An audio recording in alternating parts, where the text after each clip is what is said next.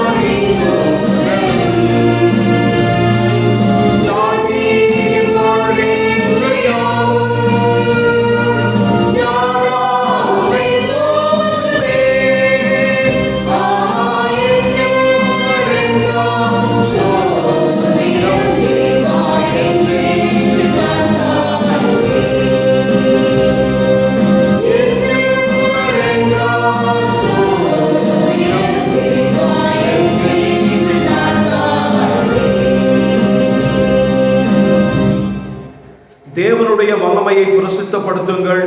அவருடைய மகிமை இஸ்ரவேல் மேலும் அவருடைய வல்லமை மேக மண்டலங்களிலும் உள்ளது. தேவனே, உமது பரிசுத்த ஸ்தலத்திலிருந்து பயங்கரமாய் விளங்குகிறீர். இஸ்ரவேலின் தேவன் தம்முடைய ஜனங்களுக்கு பலனையும் சத்துவத்தையும் அருளுகிறவர்.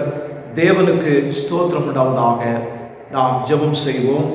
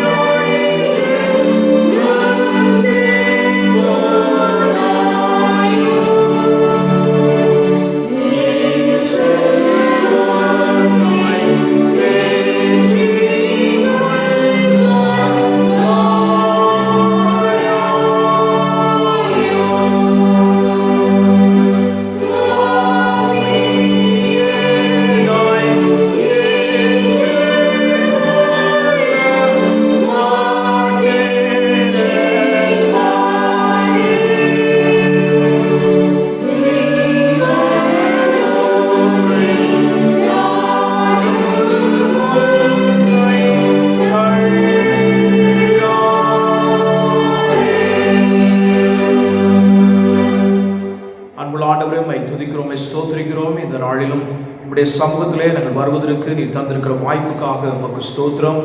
எங்கே 2 பேர் 3 பேர் என் நாமத்தினாலே கூடியிருக்கிறீர்களோ அவர்களை நடுவிலே நான் இருக்கிறேன் என்று சொன்ன தேவன் எங்களுடைய மத்தியிலும் நீர் இருப்பதற்காக உம்மை நன்றியோடு உம்மை துதிக்கிறோம், ஸ்தோத்திரிக்கிறோம். நீர் இது உயிர் ஆண்டவரே, இந்த நாள் நீர் உயிர் தெழுந்த திருநாள், இதை அனுசரிக்கும்படியாக உலகத்திற்கு அறிவிக்கும்படியாக ஆண்டவரே நாங்கள் இந்த இடத்துல கூடியிருக்கிறோம். இந்த ஆலய ஆராதனை தேவன் பொறுப்படுத்த வழிநடத்த வேண்டும் என்று சொல்லி ஜெபிக்கிறோம். துவக்கம் முதல் முடிவு வரைக்கும் உடைய வழிநடத்தல் காணப்பட வேண்டும் என்று சொல்லி ஜெபிக்கிறோம். ஆண்டவரே, நீர்தாமை எல்லாவற்றையும் பொறுப்படுத்த வழிநடத்துவீராக. உம்மை ஆவியோடும் உண்மையோடும் தொழுது கொள்வதற்கு எங்களுக்கு நீர் உதவி செய்ய வேண்டும் என்று இயேசுவின் நாமத்தில் ஜெபிக்கிறோம் பிதாவே, ஆமென். நாம் யாவரும் எழுந்து நின்று பாமாலையிலே 3வது பாமாலை பாடுவோம். பாமாலை எண் 3, உன்னதம் ஆழம் எங்கேயும் என்ற பாடல். 1வது, 4வது, 5வது கவிகளை பாடுவோம். 1வது, 4வது, 5வது கவிகளை பாடுவோம். பாமாலை எண் 3.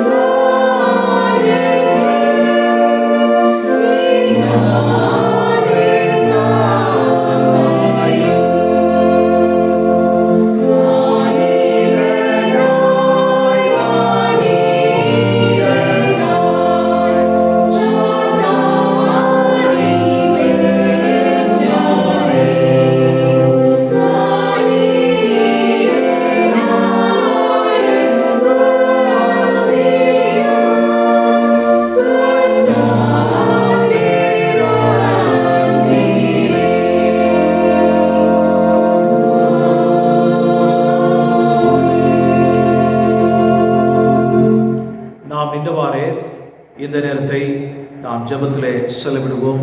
தேவனுடைய சமூகத்திலே வந்திருக்கிற நாம் நமக்கு கொடுக்கப்பட்டிருக்கிற அந்த நேரத்தை ஜெபத்திலே நாம் செலவழிப்போம். நம்முடைய தேவனை ஆராதிப்போம். நம்முடைய தேவனுக்கு நன்றி சொல்லுவோம். நம்முடைய பாவங்கள், குற்றங்கள், குறைகளை தேவனுடைய சமூகத்தில் அறிக்கையிடுவோம். அது மாத்திரமல்ல, நம்முடைய தேவைகள் இன்னுமாக மற்றவருடைய தேவைகள் எல்லாவற்றையும் தேவனுடைய சமூகத்தில் ஒப்புக் கொடுத்து ஜெபிப்போம். ஜெபம் செய்வோம். அன்புள்ள ஆண்டவரே, உம்மை துதிக்கிறோம், உம்மை ஸ்தோத்திரிக்கிறோம். இந்த நாளிலும் உம்முடைய சமூகத்தில் நாங்கள் வருவதற்கு நீர் தந்திருக்கிற இந்த நேரத்தில் உம்மை துதிக்கும்படியான வாக்கியத்தை நீர் எங்களுக்கு தந்திருக்கிறீர். நீர் ஒருவரே துதிக்கு பாத்திரர், துதிகளின் மத்தியிலே வாசம் செய்கிற தேவன். ஆகையினாலே உம்மை துதிக்கிறோம், உமக்கு ஆராதனை செலுத்துகிறோம். இந்த வேளையில் விசேஷமாக நீர் சமாதான பிரபுவாக இருக்கிறபடினாலே உமக்கு ஆராதனை செலுத்துகிறோம். ஆண்டவரே, உமக்கு ஸ்தோத்திரம், ஸ்தோத்திரம், ஸ்தோத்திரம். தேவனுக்கு மகிமை செலுத்துகிறோம், தேவனுக்கு மகிமை செலுத்துகிறோம். ஸ்தோத்திரம் ஆண்டவரே, ஸ்தோத்திரம் ஆண்டவரே, ஸ்தோத்திரம் கர்த்தாவே, ஸ்தோத்திரம் ஆண்டவரே. ஆண்டவரே, நீர் சமாதான பிரபுவாக இருக்கிறபடினாலே உம்மை துதிக்கிறோம், உம்மை ஸ்தோத்திரிக்கிறோம். ஆண்டவர், நீர் கொடுக்கிற சமாதானம் ஆண்டவரே இந்த உலகம் கொடுப்பது அல்ல, கொடுக்கிற சமாதானம் அல்ல, நீர் தருகிற சமாதானம் உள்ளான சமாதானம். ஆண்டவரே, அதற்காக உம்மை துதிக்கிறோம், உம்மை ஸ்தோத்திரிக்கிறோம் ஆண்டவரே. ஸ்தோத்திரம் கர்த்தாவே, ஸ்தோத்திரம் ஆண்டவரே, ஆராதனை செய்கிறோம். ஸ்தோத்திரம் ஆண்டவரே, ஸ்தோத்திரம் ஆண்டவரே. ஆண்டவரே, சமாதான பிரபுவாக இருக்கிறீர் ஆண்டவரே. இந்த உலகத்திற்கு சமாதானத்தை கொண்டு வந்தீர், அதற்காக ஸ்தோத்திரம் ஆண்டவரே, ஸ்தோத்திரம் ஆண்டவரே. மனிதர்களுக்கும் தேவர்களுக்கும் இடையே இருக்கிற ஆண்டவரே பிரிவினை நீர் தகர்த்தீர். உமக்கு ஸ்தோத்திரம், ஸ்தோத்திரம், ஸ்தோத்திரம் ஆண்டவரே. ஆண்டவரே, உம்மை துதிக்கிறோம், உம்மை ஸ்தோத்திரிக்கிறோம். சமாதான பிரபுவே, உமக்கு ஸ்தோத்திரம், ஸ்தோத்திரம், ஸ்தோத்திரம் ஆண்டவரே. ஹல்லேலூயா, ஸ்தோத்திரம் ஆண்டவரே. நான் என்னுடைய சமாதானத்தை கொடுக்கிறேன் என்று சொன்ன தேவன், உமக்கு ஸ்தோத்திரம் ஆண்டவரே. ஸ்தோத்திரம் ஆண்டவரே, ஸ்தோத்திரம் கர்த்தாவே, ஸ்தோத்திரம் ஆண்டவரே. ஸ்தோத்திரம் செலுத்துகிறோம். மேலாக ஆண்டவரே, நீர் ஆண்டவரே அதிசயமானவராக இருக்கிறபடினாலே உமக்கு நாங்கள் ஸ்தோத்திரம் சொல்லுகிறோம். ஸ்தோத்திரம் ஆண்டவரே, ஸ்தோத்திரம் ஆண்டவரே, ஸ்தோத்திரம் ஆண்டவரே. நீர் அதிசயங்களை செய்கிற தேவன், உமக்கு ஸ்தோத்திரம் ஆண்டவரே, ஸ்தோத்திரம் ஆண்டவரே. ஆண்டவரே, மனோவா உம்முடைய நாமத்தை கேட்டபோது அது அதிசயம் என்று சொன்னீரே ஆண்டவரே. ஸ்தோத்திரம் ஆண்டவரே, ஸ்தோத்திரம், ஸ்தோத்திரம் ஆண்டவரே. ஏசாயா தீர்க்கதரிசி உம்மை குறித்து எழுதும்போது அதிசயமானவர் என்று சொல்லி எழுதுகிறாரே ஆண்டவர். உம்முடைய நாமம் அதிசயமானது. உமக்கு ஸ்தோத்திரம் ஆண்டவரே. அதிசயமான காரியங்களை செய்கிற தேவனே, உமக்கு ஸ்தோத்திரம், ஸ்தோத்திரம், ஸ்தோத்திரம், ஸ்தோத்திரம், ஸ்தோத்திரம். ஸ்தோத்திரம் ஆண்டவரே, ஸ்தோத்திரம் ஆண்டவரே, உம்மை துதிக்கிறோம், உம்மை ஸ்தோத்திரிக்கிறோம். ஸ்தோத்திரம் ஆண்டவரே, ஸ்தோத்திரம் கர்த்தாவே, ஸ்தோத்திரம் ஆண்டவரே, உம்மை துதிக்கிறோம், உமக்கு ஆராதனை செலுத்துகிறோம். அதிசயமான தேவனே, உம்மை துதிக்கிறோம், உம்மை ஸ்தோத்திரிக்கிறோம் ஆண்டவரே. ஹல்லேலூயா. ஸ்தோத்திரம் ஆண்டவரே, ஸ்தோத்திரம் கர்த்தாவே, ஸ்தோத்திரம் ஆண்டவரே. நீர் ஆலோசனை கர்த்தராக இருக்கிறபடினாலே உமக்கு துதிகளையும் ஸ்தோத்திரங்களையும் ஏறெடுக்கிறோம் ஆண்டவரே. உமக்கு ஸ்தோத்திரம் அப்பா. ஸ்தோத்திரம் ஆண்டவரே, ஸ்தோத்திரம் ஆண்டவரே, ஸ்தோத்திரம் கர்த்தாவே. தேற்றவலனாகிய பரிசுத்த ஆவியானவர் ஆலோசனை கொடுக்கக்கூடிய தேவனாக இருக்கிறபடினாலே உம்மை துதிக்கிறோம், உம்மை ஸ்தோத்திரிக்கிறோம் ஆண்டவரே. ஸ்தோத்திரம் ஆண்டவரே, ஸ்தோத்திரம் ஆண்டவரே, ஸ்தோத்திர கர்த்தாவே, ஸ்தோத்திரம் ஆண்டவரே. ஆண்டவரே, என்னுடைய வாழ்வில் எல்லா கட்டத்திலும் ஆண்டவரே நீர் எங்களுக்கு ஆலோசனைகளை தந்து வழிநடத்துகிற தேவனாக இருக்கிறபடினாலே உம்மை துதிக்கிறோம், உம்மை ஸ்தோத்திரிக்கிறோம், உமக்கு ஆராதனை செலுத்துகிறோம். ஸ்தோத்திரம் ஆண்டவரே, ஸ்தோத்திரம் ஆண்டவரே, தேவனுக்கு மகிமை செலுத்துகிறோம். ஸ்தோத்திரம் ஆண்டவரே, ஸ்தோத்திரம் கர்த்தாவே, ஸ்தோத்திரம் ஆண்டவரே. ஆண்டவரே, நீர் ஆலோசனை கர்த்தராக இருக்கிறபடினாலே உமக்கு ஸ்தோத்திரம் சொல்லுகிறோம் ஆண்டவரே. ஸ்தோத்திரம் ஆண்டவரே, ஸ்தோத்திரம் ஆண்டவரே, ஸ்தோத்திரம் கர்த்தாவே.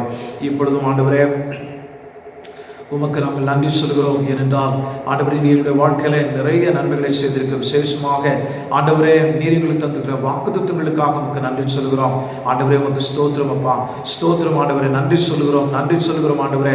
நீர் எங்களுக்கு கொடுத்திருக்கிற வாக்குத்தத்தங்களுக்காக ஸ்தோத்திரம் ஆண்டவரே. ஆண்டவரே, நான் உன்னை விட்டு விலகுவதுமில்லை, உன்னை கைவிடுவதுமில்லை என்று சொன்ன வாக்குத்தத்தங்களுக்காக ஸ்தோத்திரம், ஸ்தோத்திரம், ஸ்தோத்திரம் ஆண்டவரே. ஸ்தோத்திரம் ஆண்டவரே, நன்றி செலுத்துகிறோம், நன்றி செலுத்துகிறோம் ஆண்டவரே. ஆண்டவரே, இஸ்ரவேலுக்கு விரோதமான மந்திரவாதம், யாக்கோபுக்கு விரோதமான குறி சொல்வதும் இல்லை என்று சொன்ன அந்த வாக்குத்தத்தத்திற்காக உமக்கு நன்றி ஆண்டவரே. ஆண்டவரே, உன்னை தொடுகிறவன் என் கண்மணியை தொடுகிறான் என்று சொல்லி கொடுத்த வாக்குத்தத்தத்திற்காக உமக்கு ஸ்தோத்திரம் ஆண்டவரே. ஸ்தோத்திரம் ஆண்டவரே, ஸ்தோத்திரம் ஆண்டவரே, ஸ்தோத்திரம் ஆண்டவரே.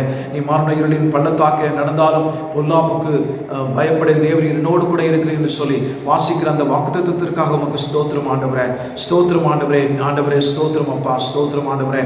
நீர் எங்களை காப்பாற்றுகிற தேவனாக இருக்கிறபடினாலே ஆண்டவரே உமக்கு ஸ்தோத்திரம். வலதுபுறத்தில் 1000 பேரும் இடதுபுறத்தில் 10,000 பேரும் விழுந்தாலும் அது உன்னை அணுகாது என்று சொல்லி கொடுத்த வாக்குத்தத்தத்திற்காக உமக்கு ஸ்தோத்திரம் ஆண்டவரே. ஸ்தோத்திரம் ஆண்டவரே, ஸ்தோத்திரம் ஆண்டவரே.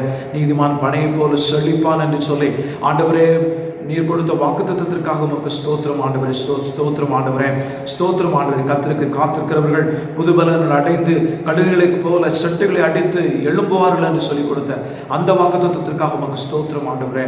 ஸ்தோத்திரம் ஆண்டவரே, உமக்கு நன்றி ஆண்டவரே. உம்மை துதிக்கிறோம், உம்மை ஸ்தோத்திரிக்கிறோம். நன்றி ஆண்டவரே, நன்றி செலுத்துகிறோம் ஆண்டவரே, நன்றி செலுத்துகிறோம், நன்றி செலுத்துகிறோம் ஆண்டவரே, நன்றி செலுத்துகிறோம், நன்றி செலுத்துகிறோம் ஆண்டவரே. ஸ்தோத்திரம் ஆண்டவரே, ஸ்தோத்திரம் ஆண்டவரே, ஸ்தோத்திரம் ஆண்டவரே. நீதிமான் அப்பத்திற்காக இறந்து தெரிவதில்லை என்று சொல்லிக் கொடுத்த அந்த வாக்குத்தத்தத்திற்காக உமக்கு ஸ்தோத்திரம், ஸ்தோத்திரம் ஆண்டவரே. ஸ்தோத்திரம், ஸ்தோத்திரம், ஸ்தோத்திரம், ஸ்தோத்திரம் ஆண்டவரே. ஆண்டவரே, ஸ்தோத்திரம் ஆண்டவரே, ஸ்தோத்திரம் ஆண்டவரே. ஆண்டவரே, நீர் எங்களுக்கு ஆண்டவரே கர்த்தரினுடைய மேய்ப்பராக இருக்கும்போது உணவுக்கும் தண்ணீருக்கும் பஞ்சமில்லை என்று சொல்லிக் கொடுத்த வாக்குத்தத்தத்திற்காக உமக்கு ஸ்தோத்திரம் ஆண்டவரே. ஸ்தோத்திரம் ஆண்டவரே, உமக்கு ஸ்தோத்திரம் அப்பா, ஸ்தோத்திரம் ஆண்டவரே. நன்றி சொல்கிறோம், நன்றி சொல்கிறோம் ஆண்டவரே. இப்படி விதமாக ஆண்டவரே ஸ்தோத்திரம் ஆண்டவரே, ஸ்தோத்திரம். எங்களுக்கு கொடுத்திருக்கிற ஆண்டவரே எல்லா வாக்குத்தத்தங்களுக்காக நன்றி சொல்கிறோம். உன்னுடைய பலவீனத்தில் என்னுடைய பலம் பூர்ணமாக விளங்கும் என்று சொல்லிக் கொடுத்த அந்த வாக்குத்தத்தத்திற்காக உமக்கு ஸ்தோத்திரம், ஸ்தோத்திரம் ஆண்டவரே. நன்றி செலுத்துகிறோம், நன்றி செலுத்துகிறோம், நன்றி செலுத்துகிறோம். ஸ்தோத்திரம் ஆண்டவரே, ஸ்தோத்திர கர்த்தாவே. இவ்விதமாக நீர் எங்களுக்கு தந்திருக்கிற எல்லா வேதத்தில் கொடுத்திருக்கிற வாக்குத்தத்தங்கள் ஒவ்வொன்றுக்காக உமக்கு ஸ்தோத்திரம், ஸ்தோத்திரம் ஆண்டவரே. இப்பொழுது நம்முடைய பாவங்கள், குற்றங்கள், குறைகள் இருக்குமாய் எங்களை நீ தயவாக மன்னிக்க விடுமாய் ஜெபிக்கிறோம். உடைய தூய இரத்தத்தினால எங்களை கழுவி சுத்தப்படுத்தும் ஆண்டவரே, சுத்தப்படுத்த வேண்டும் என்று சொல்லி ஜெபிக்கிறோம். ஜெபிக்க கேட்டுக்கொண்ட பிள்ளைகளை நாங்கள் நினைவு கூறுகிறோம். ஸ்தோத்திரம் ஆண்டவரே, ஸ்தோத்திரம் கர்த்தாவே. ஆண்டவரே, கொரோனா நோயினாலே பாதிக்கப்பட்டு ஆண்டவரே சிகிச்சை எடுத்துக்கொண்டிருக்கிற ஆண்டவரே உமக்கு ஸ்தோத்திரம். அந்த பிள்ளைகளுக்காக நாங்கள் ஜெபிக்கிறோம் ஆண்டவரே. அவர்களுடைய பாதத்திலே ஒப்பு கொடுத்து ஜெபிக்கிறோம். நீர் தாமே அவர்களுக்கு நீர் உதவி செய்யும் ஆண்டவரே. அதனாலே அவர்கள் தங்களை உயிரை விடாதபடி பாதுகாப்பினாலே தேவன் பாதுகாக்க நாங்கள் ஜெபிக்கிறோம். பாதுகாப்பு அவர்களுக்கு கிடைக்க நீர் உதவி செய்யும் ஆண்டவரே. அவர்களுக்கு கொடுக்கப்படுகிற சிகிச்சை சரியான முறையில் இருக்க உதவி செய்யும். அந்த மருந்துகள் எல்லாம் அவருடைய உடம்பில் வேலை செய்ய வேண்டும் என்று சொல்லி ஜெபிக்கிறோம். ஸ்தோத்திரம் கர்த்தாவே, ஸ்தோத்திரம் ஆண்டவரே. அதே போல அவருடைய இந்த கொரோனா நோயினாலே ஆண்டவரை இழக்க கொடுத்த பிள்ளைகளுக்காக ஆண்டவரே நாங்கள் ஜெபிக்கிறோம். தங்களுடைய உறவினர்களை, தாய் தகப்பனை, ஆண்டவரே பிள்ளைகளை, இன்னுமாக உறவினர்களை இழக்க கொடுத்த ஒவ்வொரு பிள்ளைகளுக்காக நாங்கள் ஜெபிக்கிறோம் ஆண்டவரே. அந்த பிள்ளைகளுக்கு ஆறுதலையும் தேர்தலையும் தேவன் கொடுக்க வேண்டும் என்று சொல்லி ஜெபிக்கிறோம். சமூகத்தில் ஒப்பு கொடுக்கிறோம் ஆண்டவரே. நீர் தாமே அவர்களுக்கு போதுமானவராக ஆண்டவரை ஆலோசனை கொடுக்கிற தேவனாக ஆண்டவரே, நீர் அவர்களை ஊக்கப்படுத்துகிற தேவனாக இருந்து உதவி செய்ய வேண்டும் என்று சொல்லி ஜெபிக்கிறோம். இன்னுமாக ஆண்டவரே எங்களுடைய இந்தியன் எக்கானமிக்காக ஜெபிக்கிறோம், பொருளாதாரத்திற்காக ஜெபிக்கிறோம். ஜெபிக்கிறோம். ஆண்டவரே நீர் உதவி செய்யும் ஆண்டவரே. எந்த விதத்திலும் அது குறைந்து போகாதபடி ஆண்டவரே அதை சரி செய்வதற்கு ஏற்ற நிபுணர்களை நீர் ஏற்படுத்த வேண்டும் என்றும் அதை எப்படி சரி செய்ய வேண்டும் என்கிற ஆலோசனையை ஆண்டவரே இந்த நாட்டை ஆளுகிற பிள்ளைகளுக்கு நீர் தர வேண்டும் என்றும் உடைய பாதத்தில் கெஞ்சுகிறோம். நீர்தாமே உதவி செய்ய வேண்டும் என்று சொல்லி ஜெபிக்கிறோம். ஆண்டவரே எங்களுடைய நாட்டை ஆளுகிற ஒவ்வொரு பொலிட்டீஷியன்ஸுக்காக ஜெபிக்கிறோம். எங்களுடைய பிரதம மந்திரிக்காக ஜெபிக்கிறோம். ஆண்டவரே முக்கிய மந்திரிகளுக்காக நாங்கள் ஜெபிக்கிறோம். ஆண்டவரே IAS IPS ஆபீசர்களுக்காக ஜெபிக்கிறோம். ஆண்டவரே ஆண்டவரே எங்களுடைய பிரசிடென்ட்டுக்காக நாங்கள் ஜெபிக்கிறோம். கவர்னர்ஸ்க்காக ஜெபிக்கிறோம். ஆண்டவரை ஒவ்வொருவரையும் பாதத்தில் ஒப்புக் கொடுத்து ஜெபிக்கிறோம். MPs MLAs ஒவ்வொருவரையும் பாதத்தில் ஒப்புக் கொடுக்கிறோம். அவர்களுக்கு வேண்டிய கிருபையை தாரும். இந்த நாட்டிற்காக தியாகம் செய்யக்கூடிய மனதை பிள்ளைகளுக்கு தர வேண்டும் என்று சொல்லி ஜெபிக்கிறோம். ஆண்டவர் அந்த எண்ணத்தோடு கூட செயல்படுவதற்கு ஒவ்வொருவருக்கும் தேவன் கிருபை கொடுக்க நாங்கள் ஜெபிக்கிறோம். சமூகத்தில் ஒப்புக் கொடுக்கிறோம். ஆண்டவரே நீதாமே பொறுப்படுத்தி வழி நடத்துவீராக. ஆண்டவர் விசேஷமாக என்னுடைய திருச்சபை மக்கள் ஒவ்வொருவரையும் உடைய பாதத்தில் ஒப்புக் கொடுத்து ஜெபிக்கிறேன். வியாதியோடு கூட ஒரு மன கலக்கத்தோடு கூட வருத்தத்தோடு கூட பண தேவையோடு கூட இருப்பார்கள் என்றால் நீர்தாமை இறங்கி எங்களுடைய மக்களுக்கு நீர் உதவி செய்ய வேண்டும் என்று சொல்லி உடைய பாதத்தில் கெஞ்சுகிறேன். ஆண்டவரே நீர் இறங்கும் ஆண்டவரே. ஸ்தோத்திரங்க தாவே. ஸ்தோத்திரம் ஆண்டவரே. ஸ்தோத்திரம் ஆண்டவரே. நீர் உதவி செய்யும்படியாக உடைய பாதத்தில் கெஞ்சுகிறேன். அவருடைய தேவைகளிலே நீ போதுமானவராக இருந்தாலும் அவருடைய குறைவுகளிலே நீ போதுமானவராக இருந்து வழிநடத்த வேண்டும் என்று சொல்லி ஜெபிக்கிறேன். ஆண்டவரே உமக்கு ஸ்தோத்திரம் அப்பா. ஸ்தோத்திரம் ஆண்டவரே. விசேஷமாக ஆண்டவரே ஆன்லைன் மூலமாக தஸ்மபாக காணிக்கைகளையும் மற்ற காணிக்கைகளையும் செலுத்துகிற பிள்ளைகளுக்காக ஆண்டவரை கொடுத்திருக்கிற பிள்ளைகளுக்காக ஒவ்வொருவருக்காக நான் நன்றி சொல்லி ஜெபிக்கிறேன். இந்த பிள்ளைகளை நீர் ஆசீர்வதிப்பீராக. ஆண்டவர் விசேஷமாக உடைய பாதுகாப்புடைய பிரசனுடைய பிள்ளைகளோடு கூட தங்கியிருக்கட்டும். அதற்கேற்ற ஆசீர்வாதத்தை பல மடங்காக பிள்ளைகளுடைய வாழ்க்கையில கர்த்தர் கொடுக்க வேண்டும் என்று உடைய பாதத்தில் கெஞ்சுகிறேன் சுவாமி. ஸ்தோத்திரம் கர்த்தாவே. ஸ்தோத்திரம் ஆண்டவரே. இந்த கொரோனா நோய்க்காக பாடுபடுகிற காவலாளர்கள், போலீஸ்மேன், ஆண்டவரே இன்னும் காவல்துறை அதிகாரிகள் ஒவ்வொருவருக்காக நான் ஜெபிக்கிறேன். அவர்களுக்கு இந்த தொற்று ஏற்பட்டு இருக்குமாயின் ஆண்டவர் நீர்தாமை உதவி செய்ய வேண்டும் என்று சொல்லி ஜெபிக்கிறேன். நீர்தாமை பாதுகாத்து நீர் வழிநடத்தும் ஆண்டவரே. உடைய கிருபை இந்த பிள்ளைகளோடு கூட தங்கி இருக்கட்டும். ஆண்டவரை நீர் உதவி செய்யும் ஆண்டவரே. கர்த்தாவை நீர் உதவி செய்ய வேண்டுமா நாங்கள் ஜெபிக்கிறோம். ஆண்டவரை இன்னுமாக இந்த நாட்களிலே ஆண்டவர் அநேக விதமான ஜெப வீரர்களை நீர் எழுப்பித்தர வேண்டும் என்று சொல்லி ஜெபிக்கிறோம். அநேக மக்கள், அநேக ஊழியர்கள் இந்த தேவைக்காக ஜெபிக்கிறார்கள், இந்த தொற்றுக்காக ஜெபிக்கிறார்கள். அவர்களுக்காக உமக்கு நன்றி ஆண்டவரே. நன்றியோடு துதிக்கிறோம், ஸ்தோத்திரிக்கிறோம் ஆண்டவரே. அவர்களுக்காக நன்றி ஆண்டவரே. அவருடைய தியாகமான ஜெபத்திற்காக நேரத்தை ஒதுக்குகிறதற்காக உமக்கு ஸ்தோத்திரம். இதே போல நிறைய பேரை நீர் எழுப்பித்தார். எங்களுடைய திருச்சுகளை நாங்கள் ஜெபிப்போம் என்று வாக்கு கொடுத்திருக்கிற பிள்ளைகள், இந்த சங்கிலி தொடர்களை ஜெபிக்கக்கூடிய பிள்ளைகள், குடும்ப ஜெபங்களில் ஜெபிக்கக்கூடிய பிள்ளைகளை நீர் உற்சாகப்படுத்தும். சோர்ந்து போகாதபடி இருக்க நீர் உதவி செய்யும். சமூகத்தில் ஒப்புக் கொடுக்கிறோம் ஆண்டவரே. நீர் தாமை பாதுகாத்து நீர் வழிநடத்தும் ஆண்டவரே. உமக்கு ஸ்தோத்திரம். அநேக ஜெப வீரர்களை தேவன் எழுப்பி தர வேண்டும் என்று சொல்லி பாதத்தில் கெஞ்சுகிறோம். ஸ்தோத்திரம் ஆண்டவரே. ஸ்தோத்திரம் கர்த்தாவே. நீர் தாமை உதவி செய்யும் கர்த்தாவே. நீர் தாமை உதவி செய்யும் ஆண்டவரே. ஸ்தோத்திரம் கர்த்தாவே. நீர் ஸ்தோத்திரம் ஆண்டவரே. கேட்கப்படுற செய்தியின் மூலமாக எங்களோடு கூட பேசும். அது எங்களுக்கு ஆசீர்வாதமாக இருக்க உதவி செய்யும். சமூகத்தில் எங்களை தாழ்த்தி ஒப்புக் கொடுக்கிறோம். நன்றி அப்பா. உம்மை துதிக்கிறோம், ஸ்தோத்திரிக்கிறோம். உமக்கே துதி, கனம், மகிமை, மகத்துவம் எல்லாவற்றையும் செலுத்துகிறோம். இரட்சகராகிய இயேசு கிறிஸ்துவின் நாமத்தில் ஜெபிக்கிறோம் பிதாவே.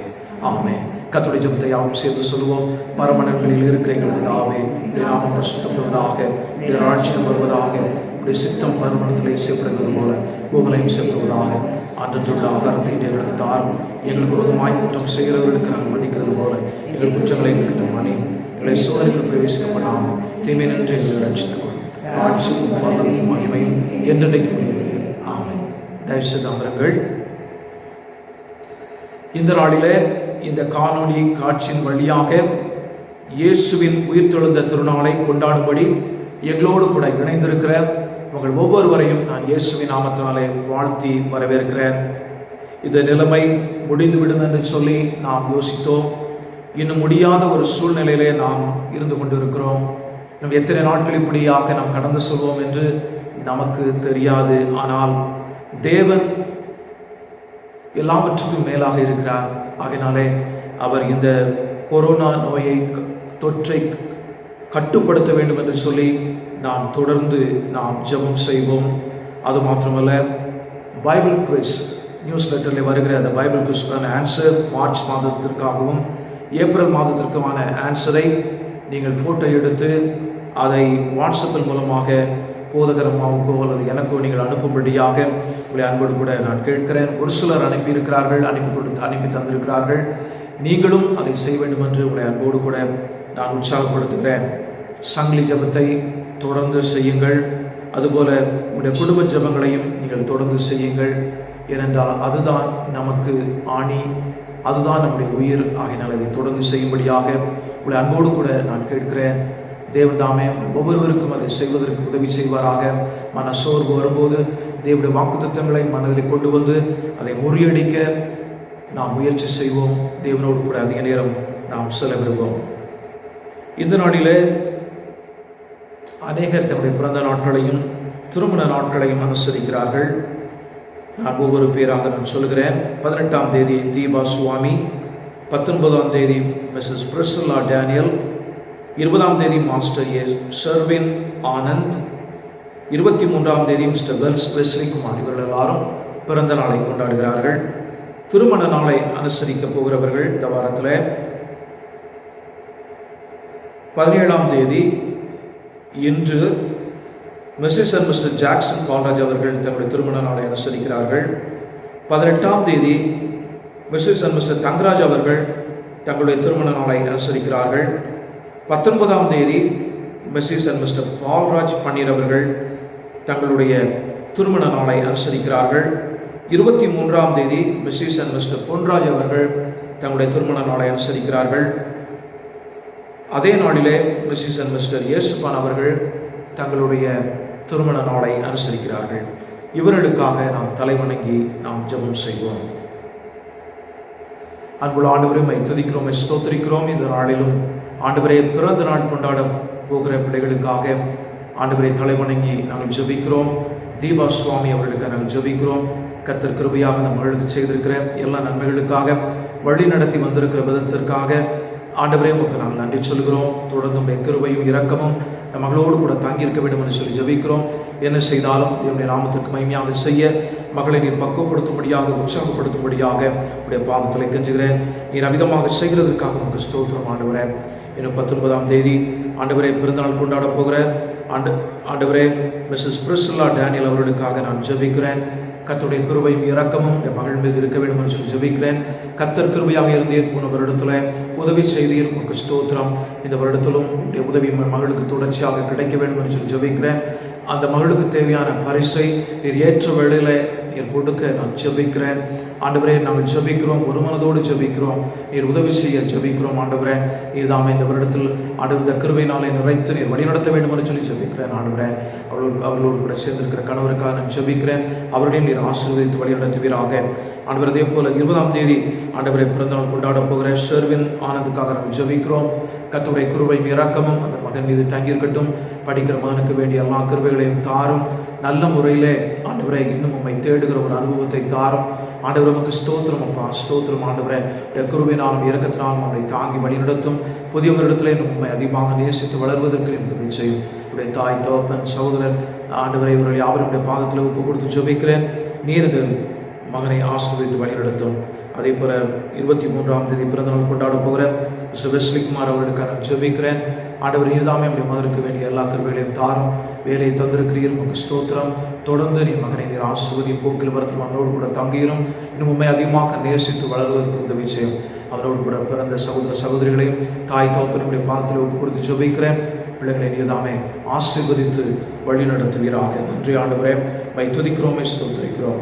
இன்னுமாக திருமண நாளை அனுசரிக்கிற ஒவ்வொரு பிள்ளைகளுக்காக நான் ஜெபிக்கிறேன். 17ஆம் தேதி இன்று ஆண்டவரே திருமண நாளை அனுசரிக்கிறேன். Mrs and Mr Jackson Paulraj அவர்களுக்காக நான் ஜெபிக்கிறேன்.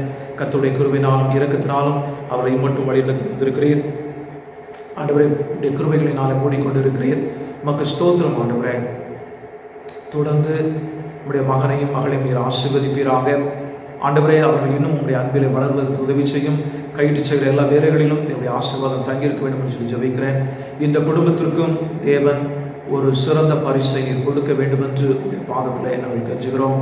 நீர் ஆண்டவரே, இந்த வருடத்தில் நீர் அவர்களுக்கு நீர் கொடுக்க நாங்கள் ஜெபிக்கிறோம். கர்த்தர் கிருபையாக இறங்கி நீர் உதவி செய்ய வேண்டும் என்று உடைய பாதத்தில் கெஞ்சுகிறோம். அதே போல நாளை 18ஆம் தேதி ஆண்டவரே திருமண நாளை அனுசரிக்க போகிற மிஸ்ஸஸ் அண்ட் மிஸ்டர் தங்கராஜ் அவர்களுக்காக நான் ஜெபிக்கிறேன். தேவன் தாமே கிருபையாக இருந்து ஆண்டவரே அவர்களுக்கு நீர் உதவி செய்ய நான் ஜெபிக்கிறேன். ஆண்டவரே, ஸ்தோத்திரங்கள் தாவே. ஆண்டவரே, பிள்ளைகளை கொடுத்திருக்கிறீர், ஆசீர்வாதத்தை தந்திருக்கிறீர், வழிநடத்திருக்கிறீர். இம்மட்டும் நீர் உதவி செய்திருக்கிறீர். உமக்கு ஸ்தோத்திரம். இதாமை இன்னும் உடைய ஆண்டவரே அன்பிலே வளர்ந்து பெருக நீர்தாமை கிருபை கொடுக்க வேண்டும் என்று சொல்லி உடைய பாதத்தில் கெஞ்சுகிறேன். இவர்கள் இருவரையும் உடைய சமூகத்தில் ஒப்பு கொடுத்து நான் ஜெபிக்கிறேன் ஆண்டவரே. ஸ்தோத்திரம் ஆண்டவரே. அதே போல ஆண்டவரே பால்ராஜ் பண்ணியிருக்காக ஜெபிக்கிறேன். 19ஆம் தேதி திருமண நாளை அனுசரிக்க போகிற பால்ராஜ்காக அவருடைய குடும்பத்திற்காக ஜெபிக்கிறேன். தேவதாமே கிருபையாக இருந்து இந்த குடும்பத்தின் பிள்ளைகளுக்கு நீர் உதவி செய்யும் ஆண்டவரே. இன்னும் உண்மை தேடவும் ஆண்டவர் உண்மையிலே வளரவும் தன்னுடைய அன்பிலே இன்னும் அதிகமாக வளரவும் நீர் உதவி செய்ய வேண்டும் என்று சொல்லி பாதத்தில் கெஞ்சுகிறேன் ஆண்டவரே. நீர் தாம் இருவரை பொறுப்படுத்தி வழி நடத்தும். கர்த்தருக்கு தன்னுடைய வாழ்க்கையில் அதிக முக்கியத்துவம் கொடுத்து வளர நீர் உதவி செய்யும் ஆண்டவரே. அதே போல ஆண்டவரே மிஸ்டர் பொன்ராஜ் அவர்களுக்கு நான் ஜெபிக்கிறேன். 23ஆம் தேதி ஆண்டவரை திருமண நாளை அனுசரிக்கக்கூடிய இந்த பிள்ளைகளுக்கு நீர் உதவி செய்யும் ஆண்டவர். நமக்கு ஸ்தோத்திரம் அப்பா. கர்த்தருடைய கிருபை நாளை நீர் வழிநடத்தி வந்திருக்கிறீர் ஆண்டவர். நமக்கு ஸ்தோத்திரம். இன்னும் தேவனுடைய அன்பிலே வளர உதவி செய்யும். அவருடைய தேவைகள் எல்லாவற்றையும் தேவன் சந்தித்தருளும். இன்னும் நமக்கு சாட்சியாக வாழ்வதற்கு நீர் உதவி செய்யும். உடைய சமூகத்திலே ஒப்புக் கொடுக்கிறேன். நன்றி அப்பா. அந்த குடும்பத்தை நீர் ஆசீர்வதிக்க நான் ஜெபிக்கிறேன் ஆண்டவரே. அதே போல மிஸ்டர் இயேசுபான் அவர்களுக்காக ஜெபிக்கிறேன். அவர்களும் 23ஆம் தேதி ஆண்டவரே தன்னுடைய திருமண நாளை அனுசரிக்க போகிறார்கள். அவர்களுக்கு நீர் உதவி செய்யும். உடைய தேவைகள் எல்லாவற்றையும் தேவன் சந்தித்து வழி நடத்தும். இன்னும் தேவனுடைய அன்பிலே வளர உதவி செய்யும் கொடுத்திருக்கிற பிள்ளைகளுக்கு ஸ்தோத்திரம். இன்னும் ஆண்டவரே கர்த்தருடைய கிருபையிலே வளர நீர் உதவி செய்வீராக. நன்றி ஆண்டவரே. நன்றி சுவாமி. உம்மை துதிக்கிறோம், ஸ்தோத்திரிக்கிறோம். ஸ்தோத்திரம் ஆண்டவரே. ஸ்தோத்திரம் கர்த்தாவே. இந்த பிள்ளைகள் ஒவ்வொருவருக்காக நன்றி சொல்கிறேன் ஆண்டவரே. பிறந்த நாள் கொண்டாடுகிற பிள்ளைகள், திருமண நாளை அனுசரிக்கிற பிள்ளைகள், இவர்கள் எல்லாரையும் பிதா குமாரன் பரிசுத்தாவின் நாமத்தினாலே ஆசீர்வதிக்கிறேன். தேவனுடைய கரம் பிள்ளைகளோடு கூட இருந்து பிள்ளைகளை ஆசீர்வதித்து வழிநடத்த வேண்டும் என்று இயேசுவின் நாமத்தில் ஜெபிக்கிறோம் பிதாவே. ஆமென். நாம் இப்பொழுது செய்திக்கு நேராக கடந்து செல்கிறோம். இந்த மாதத்தினுடைய கருத்து the special speeches from the servants of the sovereign. வல்லவருடைய வேலைக்காரரிடமிருந்து வந்த விசேஷமான வார்த்தைகள் என்ற கருத்தின் அடிப்படையில் நாம் தியானம் செய்து வருகிறோம். முதலாவது செய்தியாக 3ஆம் தேதி நாம் யோசுவாவுடைய வாழ்க்கையிலிருந்து நாம் தியானம் செய்தோம். போன வாரத்தில் சாமுவேல் தீர்க்கதரிசியுடைய வாழ்க்கையிலிருந்து நாம் தியானம் செய்தோம். இன்றைக்கு நெகேமியாவுடைய வாழ்க்கையிலிருந்து நாம் தியானம் செய்ய போகிறோம். த விட்னஸிங் வேர்ட்ஸ் ஆஃப் நெகமையா, நெகேமியாவின் சாட்சியான வார்த்தைகள் என்ற தலைப்பின் அடிப்படையில் நாம் தியானம் செய்ய போகிறோம். அதற்கான வேத பகுதி நெகேமியாவின் புத்தகம் 5வது அதிகாரம் 1 முதல் 19 வசனங்கள் அடங்கிய பகுதியிலிருந்து நாம் இன்றைக்கு தியானம் செய்ய போகிறோம். சிகை அலங்காரம் செய்கிற பார்பர் ஒருவர் இயேசு கிறிஸ்துவை சொந்த இரட்சகராக ஏற்றுக்கொண்டார். அவரை இயேசுவினிடத்தில் வழிநடத்தின போதகர் சொல்லியிருந்தார், நீ ஒவ்வொரு நாளும் ஆண்டவரை பற்றி மற்றவர்களுக்கு சொல்ல வேண்டும். விசேஷமாக கடையில் வருகிறவர்களுக்கு நேரம் கிடைத்தால் இயேசுவை பற்றி சொல், நித்திய ராஜ்யத்தை குறித்து சொல் என்று சொல்லி அவனுக்கு போதனை செய்திருந்தார். கடையை திறந்தார். அடுத்த நாள் காலையிலே ஒருவர் அவருடைய கடைக்கு வந்தார். வந்த உடனே அவர் ஷேவ் பண்ணும்படியாக வந்தார். சரி, அவரிடத்தில் சொன்னார். அவருக்கு எல்லா விதமான துணியும் போட்டுவிட்டு அவர் சொன்னார், இன்றைக்கு நீர் இறந்து போனால் நீர் எங்கே உம்முடைய ஆத்மா செல்லும் என்று சொல்லி கேட்டார். கையிலே கத்தி இருக்கிறது. அந்த கத்தியை பிடித்தவாறே, இன்றைக்கு நீர் இறந்து போனால் உம்முடைய ஆத்மா எங்கு போகும் என்று சொல்லி கேட்டார். அவருக்கு என்ன சொல்வதென்றே தெரியவில்லை. கத்தியை பார்க்கிறார், இவருடைய முகத்தை பார்க்கிறார். சொன்னார், நான் இப்பொழுது சொல்லுகிறேன் என்று சொல்லிவிட்டு எழும்பினார். இருப்பிடத்தை அந்த சேரை விட்டு நாற்காலியை விட்டு எழும்பி வேகமாக கதவை திறந்து ஓடிவிட்டார். அன்றைக்கு வந்த முதல் கஸ்டமர், முதல் ஆள் அவருக்கு கிடைக்காமல் போய்விட்டது. சில வேளைகளிலே நம்முடைய வாழ்க்கையிலே நிறைய உற்சாகம் உண்டு, ஆண்டவரை பற்றி சொல்ல வேண்டும் என்ற உற்சாகம் உண்டு. ஆனால் எப்படி சொல்ல வேண்டும், எவ்விதமாக சத்தியத்தை எடுத்துரைக்க வேண்டும், எவ்விதமாக சாட்சியாக இருக்க வேண்டும் என்று சொல்லி நமக்கு தெரியாது. ஆனால் நெகேமியாவுடைய வாழ்க்கையில் ஆளுநராக இருந்த நெகேமியா அவர்களுடைய வாழ்க்கையிலே நாம் பார்க்கும்போது, தியானம் செய்யும்போது அவருடைய சாட்சியை பல வழிகளில் வெளிப்படுத்தி இருக்கிறார், பல விதங்களில் வெளிப்படுத்தி இருக்கிறார். விசேஷமாக இந்த 5வது அதிகாரத்தில் 6 இடங்களில் அவர் வெளிப்படுத்தி இருக்கிறார், தன்னுடைய சாட்சியை வெளிப்படுத்தி இருக்கிறார். அதை அறிந்து கொள்ள வேண்டும் என்றால் அதோடு சேர்ந்த பகுதிகளையும் நாம் தியானம் செய்ய வேண்டும். ஆகினாலே அதை நாம் தியானம் செய்வோம். இந்த அதிகாரத்தினுடைய சூழ்நிலையை நாம் பார்க்கும்போது ஒரு நாட்டிலே அல்லது சமுதாயத்திலே ஏற்படுகிற ஒரு தவறான போக்கை நாம் அறிந்து கொள்கிறோம். அந்த போக்கிற்கான வழியை எவ்விதமாக இருக்க வேண்டும் என்று சொல்லி ஆளுநர் நெகேமியா அவர்கள் சொல்லுகிறதையும் நாம் இந்த பகுதியில் நாம் வாசிக்க முடியும். நன்றாக பணம் படைத்தவர்கள், சமுதாயத்திலே முதன்மையாக இருக்கக்கூடிய அதிகாரிகள், இவர்கள் எல்லாரும் எவ்விதமாக ஏழைகளை பாவிக்கிறார்கள் அல்லது துன்பப்படுத்துகிறார்கள் என்பதும் இந்த பகுதி நமக்கு விளக்குகிறது. இதிலிருந்து ஆண்டவருடைய உதவியோடு கூட எவ்விதமாக இந்த மக்களை ஆளுநராகிய நெகேமியா விடுவிக்கிறார் என்று சொல்லி நாம் இந்த பகுதியிலே நாம் வாசிக்கிறோம். ஆகையினாலே இதை நாம் அதிகமாக ஆழமாக புரிந்து கொள்வதற்காக இந்த பகுதியை நான் பல பிரிவாக பிரித்திருக்கிறேன். அதை ஒவ்வொன்றாக சொல்லி நாம் தியானம் செய்வோம். முதலாவதாக witness in delivering the poor. Witness in delivering the poor, ஆதரவற்றோரை விடுவிப்பதால் சாட்சி. ஆதரவற்றோரை விடுவிப்பதால் சாட்சி. 1 to 13 வசனங்களுடைய பகுதியை நாம் சிறிது தியானம் செய்கிறோம்.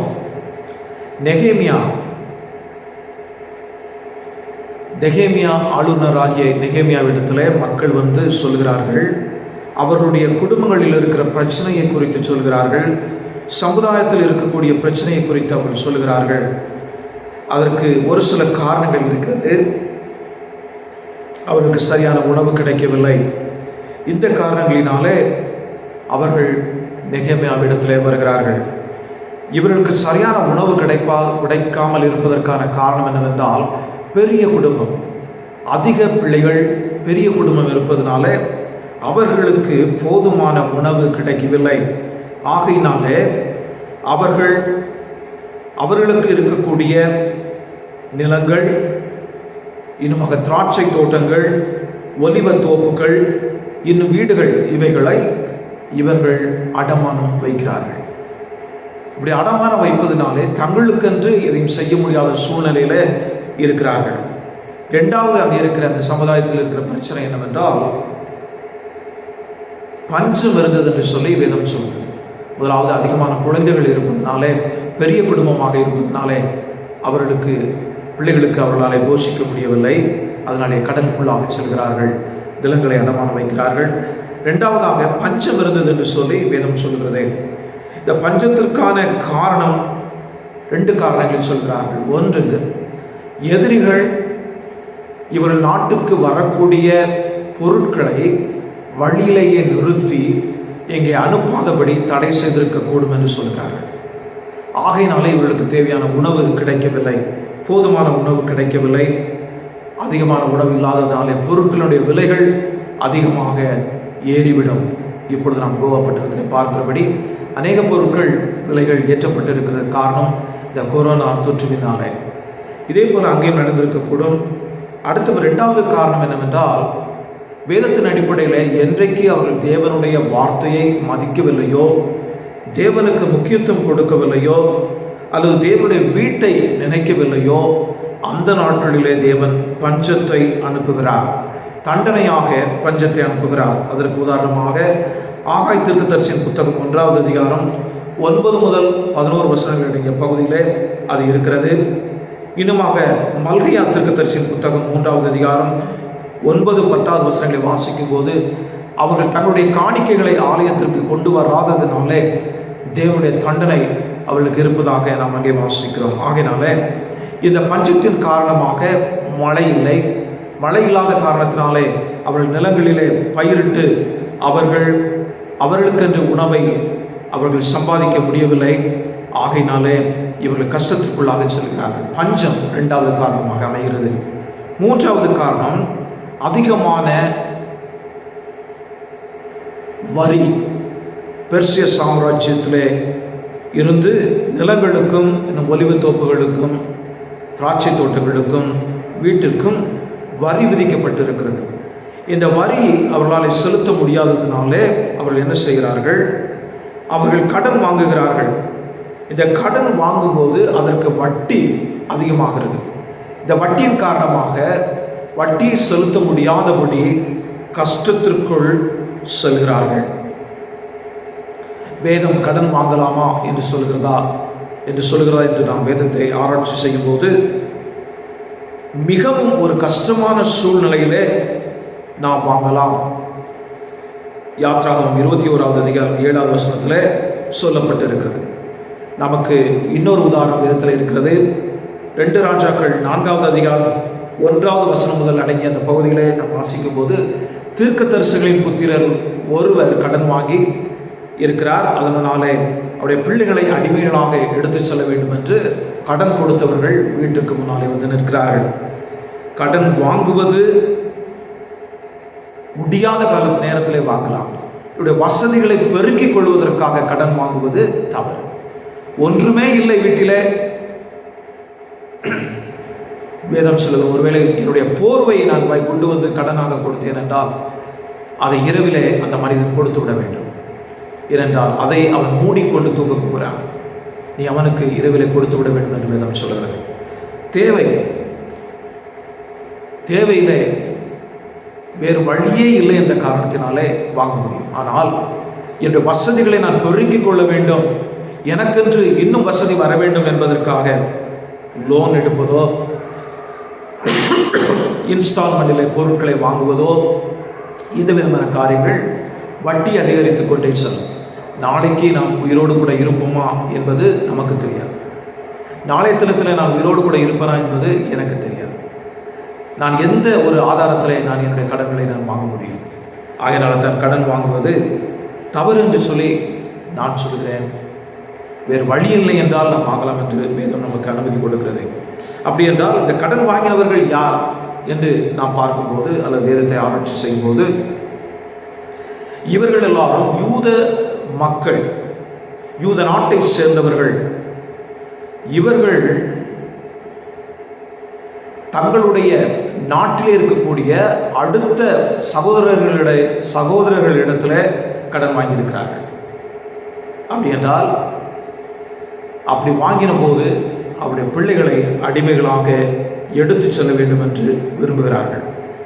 இவர்கள் கேட்கிற கேள்வியெல்லாம், எங்களுடைய பிள்ளைகளும் விருத்த சேதனம் பண்ணப்பட்டிருக்கிறார்கள், இந்த பணக்கார பிள்ளைகளும் விருத்த சேதனம் பண்ணப்பட்டிருக்கிறார்கள், எங்களுடைய பிள்ளைகளும் யூத பிள்ளைகள், அவர்களுடைய பிள்ளைகளும் யூத பிள்ளைகள், இன்னும் அவர்களுக்கு இருக்கக்கூடிய எல்லா ஆலயத்தில் எந்த அளவுக்கு அவர்களுக்கு மதிப்பு இருக்கிறதோ அதே போல எங்கள் பிள்ளைகளுக்கும் ஆலயத்தில் மதிப்பு இருக்கிறது, சமுதாயத்தில் மதிப்பு இருக்கிறது. ஆனால் இன்றைக்கு எங்களுடைய பிள்ளைகள் அடிமைகளாக இருக்கிறார்கள், ஒரு வாக்கியமும் இல்லாதபடி அவர்கள் ஏழையாக அடிமைகளாக இருக்கிறார்கள் என்று சொல்கிறார்கள். இந்த குற்றத்தை ஆளுநர் நெகேமியாவுக்கு முன்பதாக வைக்கிறார்கள். அவர் உடனடியாக செய்கிற காரியம் என்ன?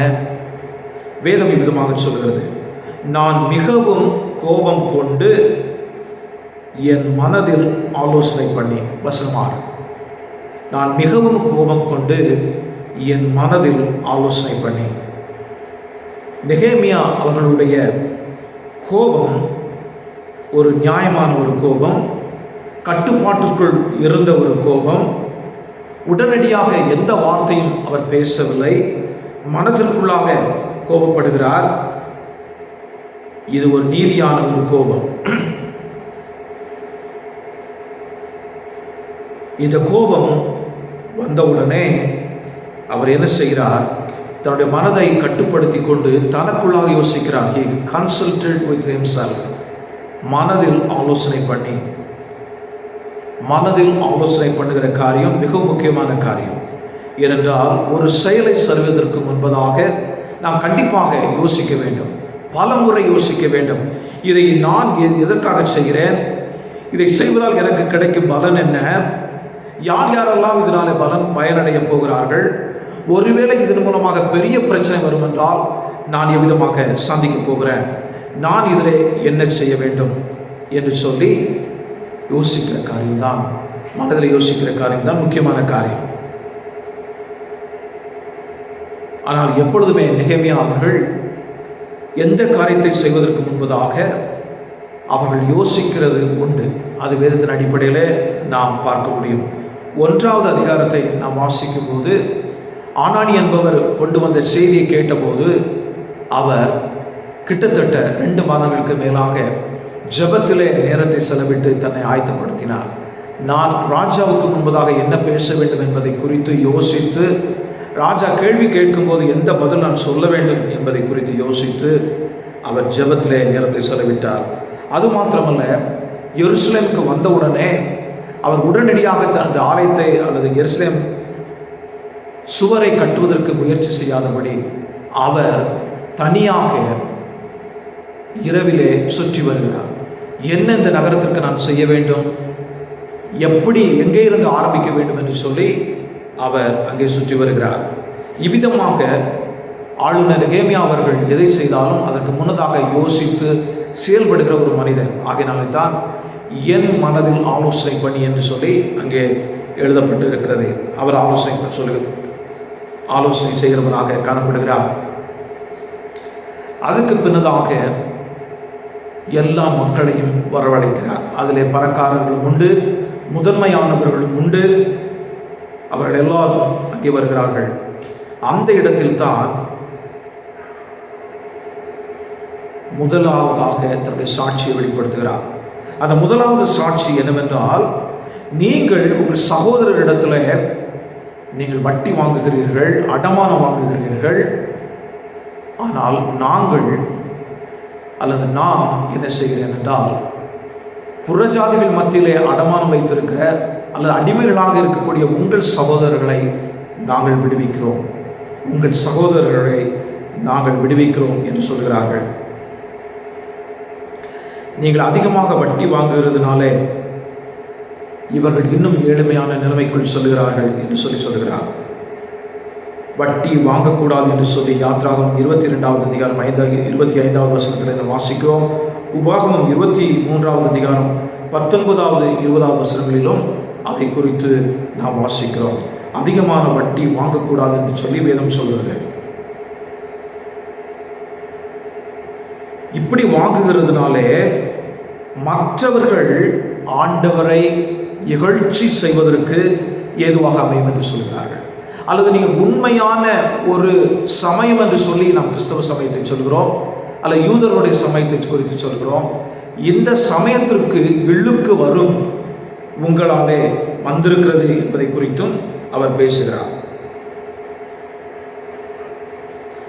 அவர்களுக்கு தீமை செய்வதனாலே தேவனுடைய சட்ட திட்டங்களை உடைத்து எறிகிறார்கள் என்று மற்றவர்கள் உங்களை குறித்து சொல்வார்கள் என்று சொல்லி அவர் சொல்கிறார்.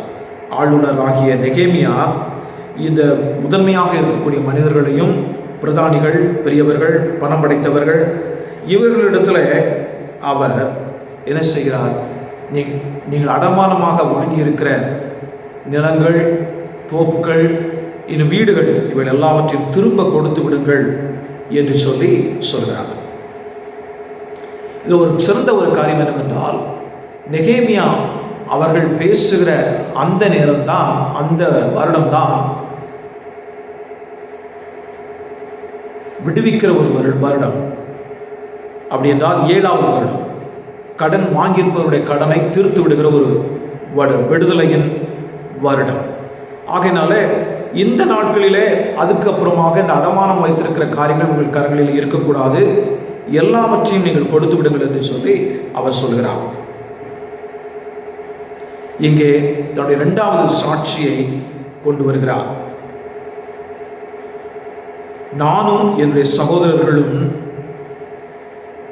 கஷ்டப்படுகிற பிள்ளைகளுக்கு பணத்தையும் தானியத்தையும் நாங்கள் கொடுக்கிறோம், அவர்களிடத்திலே நாங்கள் இதற்காக வட்டி வாங்குகிறது இல்லை என்று சொல்கிறார். முதலாவது சொன்னார், வெளிநாட்டிலே அடமானமாக வைத்திருக்கிறவர்களை நாங்கள் விடுவிக்கிறோம். அது முதல் சாட்சி, அவருடைய வாழ்க்கையில் சொன்ன சாட்சி. 2வது, எங்கே இருக்கிற மக்களுக்கு உணவையும் பணத்தையும் நாங்கள் கொடுத்து அவர்களை நாங்கள் காப்பாற்றுகிறோம் என்று சொல்கிறார். அப்படி சொன்ன உடனேயே மக்களிடத்தில் சொல்கிறார், நீங்களும் அவ்விதமாக செய்ய வேண்டும் என்று சொல்லி அவர்கள் அதுக்கு ஒத்துக்கொண்ட போது ஆசாரிகளை அழைப்பித்து ஆணையிட வைக்கிறார். கண்டிப்பாக இது நடைபெற வேண்டும் என்று சொல்லி அவர் சொல்கிறார். ஏனென்றால் ஆசாரியர்கள் தேவனுடைய பணியை செய்வதாலும் தேவனுடைய அலுவல்களை அவர்கள் செய்வதாலும் அவர்களுக்கு முன்பாக இந்த ஆணை பிறப்பிக்கப்பட வேண்டும், இந்த உடன்படிக்கை நிறைவேற்றப்பட வேண்டும் என்று சொல்லி அவர்கள் அவ்விதமாக செய்கிறார்கள். அதற்கு பிறகு இரண்டாவதாக ஒரு செய்கிற காரியம், தன்னுடைய மடியை அல்லது தன்னுடைய தான் போட்டிருக்கிற அந்த உடையை உதறுகிற ஒரு நிலைமையை நாம் அங்கே அறிகிறோம். அதற்கு காரணம் என்ன? நீங்கள் ஒருவேளை இந்த ஆணைக்கு உட்படாமல் இந்த ஆணையை நீங்கள் மீறுவீர்கள் என்றால் தேவன் உங்களை விதமாக உதறி போடுவார், தேவன் உங்களை வெறுமையாக மாற்றி விடுவார் என்று சொல்லி அவர்களுக்கு அவர் சொல்கிறார். இந்த இரட்டத்தனையான ஒரு எச்சரிப்பு மக்களுக்கு கொடுக்கப்படுகிறதுனாலே, வசதி படைப்பவர்களுக்கு கொடுக்கப்படுகிறதுனாலே அவர்கள் இந்த காரியத்தை உடனடியாக செய்கிறார்கள். இவ்விதமாக ஜனங்களை அவருடைய ஏழ்மையிலிருந்து விடுவித்ததன் மூலமாக தன்னுடைய சாட்சியை அவர் வெளிப்படுத்துகிறார். நான் ஏற்கனவே சொன்னது போல இந்த இடத்துல 2 சாட்சியை வெளிப்படுத்துகிறார். மற்ற புறஜாதியார் இடத்திலிருந்து சகோதரர்களை விடுவித்திருக்கிறார். சகோதரர்களுக்கு, யூதாவில் உள்ள சகோதரர்களுக்கு தானியத்தையும் பணத்தையும் கொடுத்து அவர்களை பராமரித்து வருகிறார். எல்லோருமே அநேகர் அநீதி செய்கிறவர்கள் இருக்கிறார்கள். இந்த உலகத்திலே அநேகர் அநீதி செய்கிறவர்களாக இருக்கிறார்கள். ஆனால் நான் செய்யக்கூடாது என்று வேதம் சொல்கிறது. அநேகர் சமுதாயத்தில் வேற்றுமைகளை அனுசரிக்கிறார்கள். ஆனால் நான் செய்யக்கூடாது என்று வேதம் சொல்கிறது. அநேகர் வட்டிக்கு பணம் கொடுத்து வட்டி வாங்குகிறார்கள். ஆனால் நான் செய்யக்கூடாது என்று வேதம் சொல்கிறது. அநேகர் சுயநலத்திற்காக மற்றவர்களை உபயோகப்படுத்துகிறார்கள். ஆனால் நான் செய்யக்கூடாது என்று வேதம் சொல்கிறது. ஏனென்றால் நான் கிறிஸ்துவை சார்ந்திருக்கிறேன், தேவனை சார்ந்து இருக்கிறேன். இரண்டாவதாக, witness in dropping out daily privileges. Witness in dropping out daily privileges. அன்றாட வேலைப்படியை விட்டுவிட சாட்சி. அன்றாட வேலைப்படியை விட்டுவிட சாட்சி. வசனம் 14-15 அடிப்படையில் நான் பேசுகிறேன். நம்முடைய மனதிலே முதலாவது எழுகிற கேள்வி என்னவென்றால், பான பாத்திரக்காரராக இருந்த இவர் எப்பொழுது ஆளுநராக மாறினார் என்ற ஒரு கேள்வி நம்முடைய மனதிலே எழும். சரித்திரம் விதமாக சொல்கிறது, இவர் பான பாத்திரக்காரனாக அர்த்தசாஸ்திரா என்று சொல்லக்கூடிய அரசருக்கு கீழாக, அவர் பெர்சிய சாம்ராஜ்யத்தின் அரசர் அர்த்தசாஸ்திரா, அவருக்கு ஒரு பான பாத்திரக்காரராக வேலை செய்து கொண்டிருக்கிறார். எருசலேமினுடைய அலங்கம் இடிக்கப்பட்டிருக்கிறது என்று கேள்விப்பட்ட உடனேயே அவர் ராஜாவினிடத்தில் அனுமதி பெற்றுக்கொண்டு, பல மாதங்களாக ஜெபித்து அனுமதி பெற்றுக்கொண்டு அவர் இங்கே வருகிறார். இங்கே வந்த உடனே சரித்திரம் சொல்கிறது, 52 நாட்கள் இருந்து இவர் அந்த அலங்கத்தை கட்டினார். கட்டி முடித்த பிற்பாடு மறுபடியுமாக அவர் அங்கு செல்கிறார். ராஜாவிடத்தில் சென்று நடந்ததை சொல்லிவிட்டு, என்னென்ன செய்தேன் என்று சொல்லிவிட்டு, மறுபடியுமாக அதே 20வது வருஷம், அர்த்தசாஸ்திராவுடைய 20வது வருஷத்தில் மறுபடியுமாக அவர் எருசலேமுக்கு வருகிறார். இப்பொழுது அவர் கவர்னராக, ஆளுநராக அவர் பொறுப்பெடுத்து வருகிறார். 12 வருடம் அவர் இவ்விதமாக வேலை செய்து கொண்டிருக்கிறார். இந்த 12 வருடத்திலும் இவர் எந்த விதமான இவரும் இவரோடு கூட இருந்தவர்களும், இவரோடு கூட முதன்மையாக இருந்து வேலை செய்கிறவர்களும் ஆளுநருக்குரிய உணவை உண்ணவில்லை அல்லது படியை வாங்கவில்லை என்று சொல்லி அங்கு எழுதப்பட்டிருக்கிறது. இவர்களுக்கு ஒரு நாளுடைய உணவுடைய படி 40 சேக்கல்ஸ் என்று கொடுத்திருக்கிறார்கள். சில்வர் 40 சேக்கல் இடையுள்ள சில்வர் கொடுக்கப்படும் தினம் செலவுக்காக. அது மாத்திரமல்ல, அது எதற்கு அதனுடைய இணையான 4 அல்லது 5 பவுண்ட் என்று சொல்கிறார்கள். இதற்கு முன்னதாக வேலை பார்த்த ஆளுநர்கள் எல்லாம் இதை வாங்கியிருக்கிறார்கள்.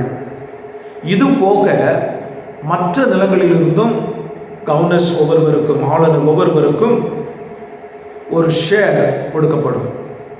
ஆனால் நெகேமியா, ஆளுநராகிய நெகேமியா சொல்கிறார், நான் படியையும் வாங்கவில்லை, அதிகமாக என்னுடைய அதிகாரத்தை செலுத்தி மற்றவரிடத்திலிருந்து எந்த பொருளையும் நான் வாங்கவில்லை என்று சொல்கிறார். அதற்கு காரணத்தை அவர் விளக்குகிறார். நான் ஏன் வாங்கவில்லை என்றால், நான் கர்த்தருக்கு பயப்படுகிறவனாக இருப்பதினால் அதனை செய்யவில்லை. தேவனுக்கு நான் பயந்ததினாலே நான் அதை செய்யவில்லை என்று சொல்கிறார். தெய்வ பயம் என்பது பழைய ஏற்பாட்டு காலத்தில் அதிகமாக உபயோகப்படுத்தப்படுகிற ஒரு சொற்றொடர். புதிய ஏற்பாட்டு காலத்திலே விசுவாசம், அன்பு என்கிற வார்த்தை அதிகமாக உபயோகப்படுத்தப்பட்டு இருக்கிறது. பயம் என்று சொன்ன உடனே ஆண்டவரை குறித்த ஒரு பயத்தினாலே ஒழித்துக் கொள்கிற ஒரு நிலைமையை குறித்து வேதம் சொல்லவில்லை. ஆனால் மரியாதை கொடுப்பதும் முக்கியத்துவம் கொடுப்பதும் ஆகிய இந்த நிலைமையை, ரெவரன்ஸ் ஆர் கிவிங் இம்பார்ட்டன்ஸ், அந்த நிலைமையை குறித்து அது பேசுகிறது. தேவனுக்கு பயப்படும் போது ஒரு கர்த்தருடைய மனிதன் அவரை முக்கியத்துவப்படுத்தி எல்லா வேலைகளையும் செய்கிறார். அவர் என்ன சொல்கிறாரோ அதை செய்கிறார். அவர்தான் வாழ்வில் முதன்மையானவராக இருந்து செயல்பட வேண்டும் என்று சொல்லி விரும்புகிறார். அவருடைய கிருபை எனக்கு வேண்டும், அதுதான் எனக்கு முக்கியம் என்று சொல்லி அவரை சார்ந்து வாழ்கிறவர் தான் கர்த்தருக்கு பயப்படுகிறவர். தவறான, தேவன் விரும்பாத காரியங்களை வெறுத்து விடுகிறவர் தான் கர்த்தருக்கு பயப்படுகிறவர். இந்த இடத்துல அவர் மூன்றாவது சாட்சியை வெளிப்படுத்துகிறார். அது இந்த சாட்சி, நான் நியாயமானபடி பெற்றுக்கொள்ளக்கூடிய பொருட்கள் யாவற்றையும் நான் பெற்றுக்கொள்ளவில்லை, நான் அதை வாங்கவில்லை என்று சொல்லி தன்னுடைய சாட்சியை வெளிப்படுத்துகிறார். நமக்கு கிடைக்கக்கூடிய பொருட்களை நாம் வாங்கிவிட்டு அதிலிருந்து மற்றவர்களுக்கு கொடுப்பது சாட்சி. ஆனால் நமக்கு கிடைக்கக்கூடிய வாக்கியங்களை விட்டுவிட்டு மற்றவர்களை நினைப்பது ஒரு பெரிய சாட்சி. அதற்கு காரணம் தேவனுக்கு பயந்ததினாலே. இவர் இவ்விதமாக செய்தது ஒரு நேரம் அல்ல, ஒரு நாள் அல்ல, ஒரு வாரம் அல்ல, 12 வருடங்களாக இவர் இதை செய்திருக்கிறார். 12 வருடங்களாக இதை செய்திருக்கிறார். மூன்றாவதாக விட்னஸ் இன் டெய்லி ஒர்க், அன்றாட வேலையில் சாட்சி. வசனம் 16க்கு பின்னதாக உள்ள பகுதி, ஆளுநராகிய நெகேமியா அவர்கள் தனக்கு கொடுக்கப்பட்ட அந்த வேலை என்ன வேலை என்றால், ஆளுநராக இருந்தாலும் இன்னும் முடிக்கப்படாத ஒரு சில வேலைகள், அந்த அலங்கத்தில் முடிக்கப்படாத ஒரு சில வேலைகளில் மும்முரமாக கவனத்தை செலுத்துகிறதாக நம்ம வேதத்தில் வாசிக்கிறோம். அவரும் அவரோடு கூட இருக்கிற எல்லா வேலையாட்களும் இந்த வேலையிலே மும்முரமாக இருக்கிறார்கள். இவர்களை எந்த விதமான ஒரு எண்ணமும் திசை மாற செய்யவில்லை, அல்லது அவருடைய மனதை கெடுத்து வேறு விதமான எந்த எண்ணத்திற்கும் எடுத்து செல்லவில்லை.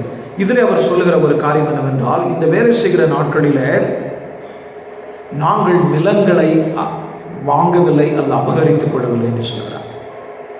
நாங்கள் எங்களுக்கு அதுக்கு தகுதி இருந்தாலும், நிலம் வாங்குவதற்கு எங்களிடத்தில் பணம் இருந்தாலும் நாங்கள் வாங்கவில்லை என்று சொல்கிறார். காரணம் என்ன? நாங்கள் இந்த வேலைக்காக நாங்கள் இங்கே வரவில்லை. நாங்கள் வந்திருப்பது எங்களுடைய வேலை, அரசர்களை அனுப்பியிருப்பதனுடைய காரணம் முடிக்கப்படாத வேலைகள் முடிக்கப்பட வேண்டும், இன்னும் இந்த மக்கள் சரியாக நடத்தப்பட வேண்டும், அதுதான் வேலை. அங்கே சம்பாதிப்பதற்காக நாங்கள் வரவில்லை. இவரும் அவரோடு கூட இருக்கக்கூடிய ஊழியர்களும் அமிதமாக செய்யவில்லை என்று சொல்லி அங்கே சொல்கிறார். இது 4வது சாட்சி. நமக்கு தகுதிகள் இருந்தும் நம்முடைய வசதியை பெருக்கிக் கொள்ள வேண்டும் என்று சொல்லி விரும்பாமல் இருப்பது சாட்சி.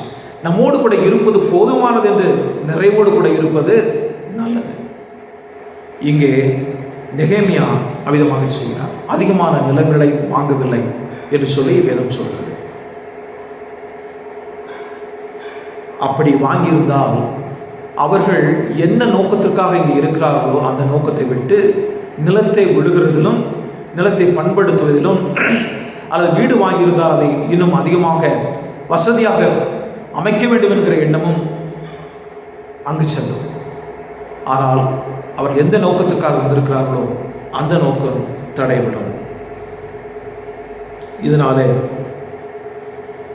அதிகமாக சம்பாதிப்பார்களே தவிர கொடுக்கப்பட்டிருக்கிற வேலையை அவர்களாலே முடிக்க முடியாது. ஒரு வாட்ஸ்அப் செய்தியை நான் பார்த்து கொண்டிருந்தேன். அதிலே இந்தியாவில் இருக்கக்கூடிய 10 உயர்ந்த சாமியார்களுடைய பணங்களை குறித்து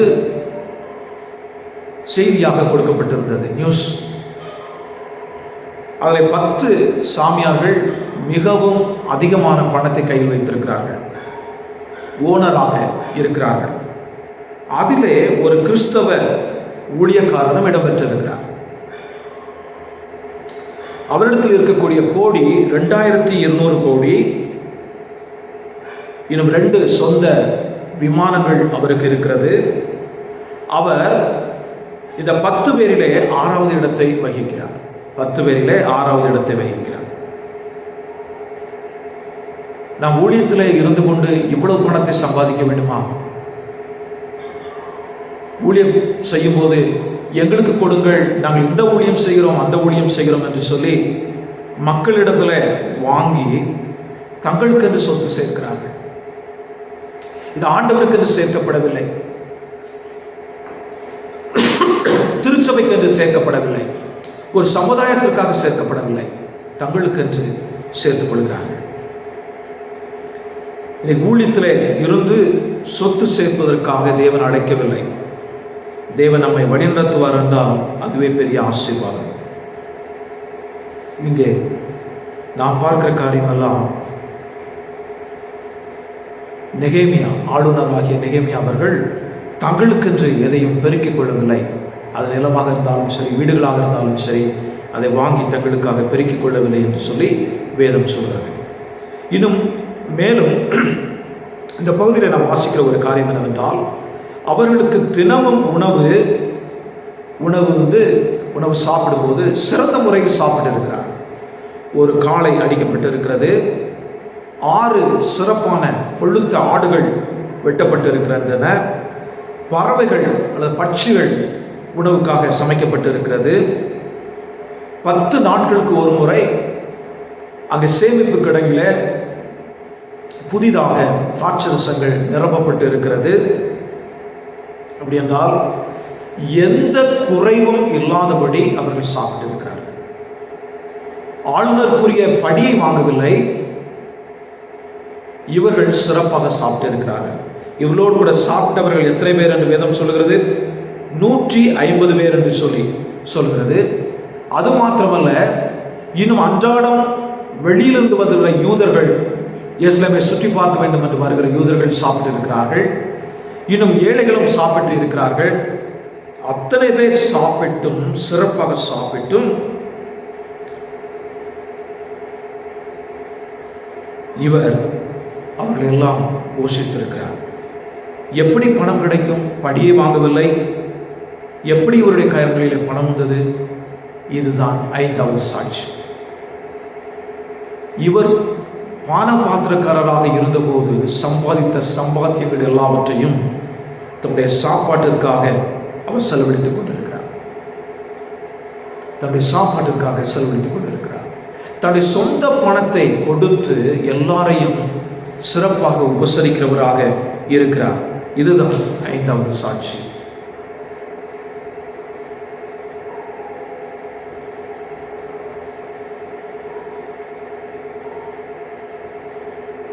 ஜனங்கள் பட்ட பாடு கஷ்டமாயிருந்தபடியால் நாங்கள் இவ்விதமாக செய்தோம் என்று சொல்கிறார். ஜனங்கள் பட்ட பாடு கடினமாயிருந்தபடியால் நாங்கள் இவ்விதமாக செய்தோம். ஜனங்களுடைய சூழ்நிலைகளை பார்த்த உடனே அதிகமான பழு, அதிகமான கஷ்டத்தை அவர்களுடைய சுமத்தாதபடி அவ்விதமாக செய்தார் என்று சொல்லி நாம் வேதத்தில் வாசிக்கிறோம். இன்னும் 4வதாக, witness in drawing divine's portion. ஆண்டவருடைய பகுதியை பெற்றுக்கொள்வதில் சாட்சி. ஆண்டவருடைய பகுதியை பெற்றுக்கொள்வதில் சாட்சி. வசனம் 19, இவர் ஒரு சிறிய ஜெபத்தை அந்த இடத்துல செய்கிறார். இதே போல ஜெபத்தை பல இடங்களிலும் செய்கிறார்.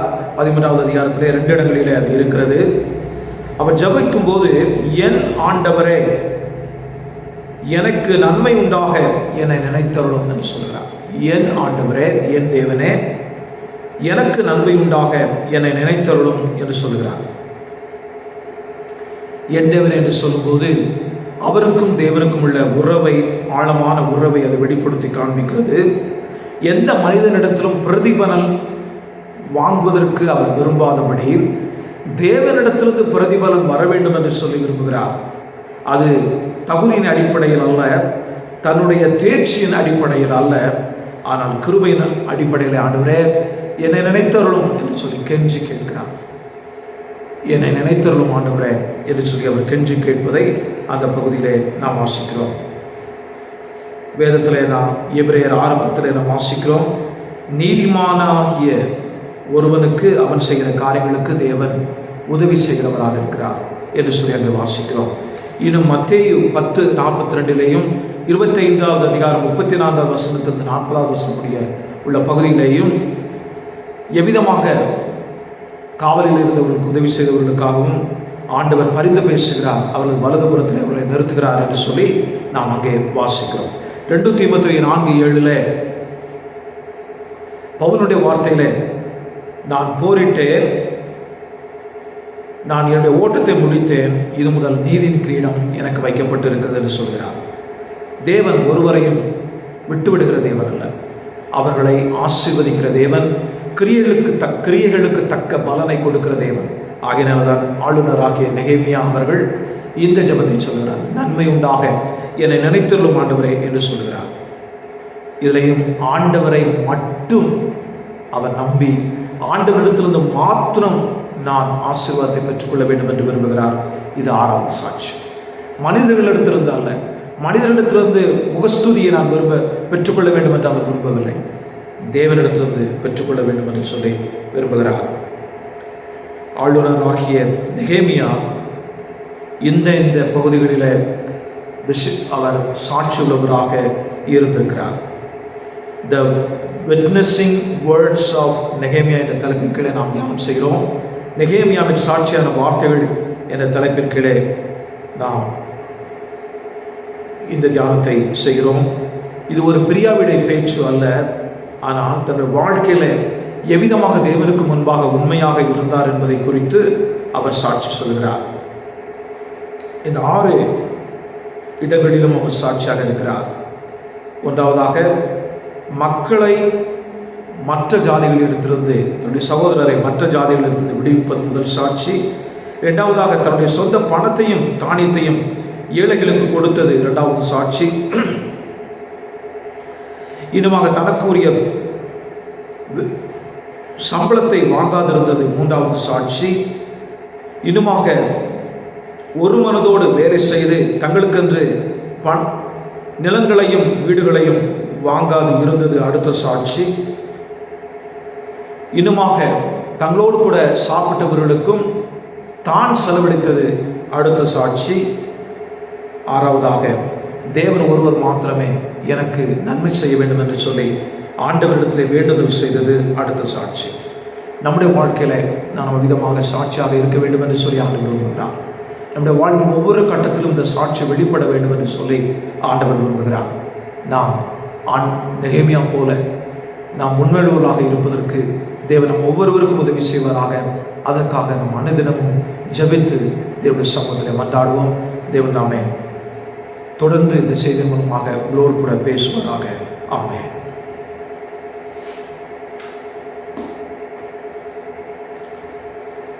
நாம் இப்பொழுது யாரும் எழுந்து நின்று கீர்த்தனையிலே 190வது கீர்த்தனை பாடுவோம். 1வது 4வது கவிகளை பாடுவோம். கீர்த்தனையிலே 190வது கீர்த்தனை 1வது 4வது கவிகள். நான் விடமாட்டேன் என் இயேசுவே என்ற பாடல்.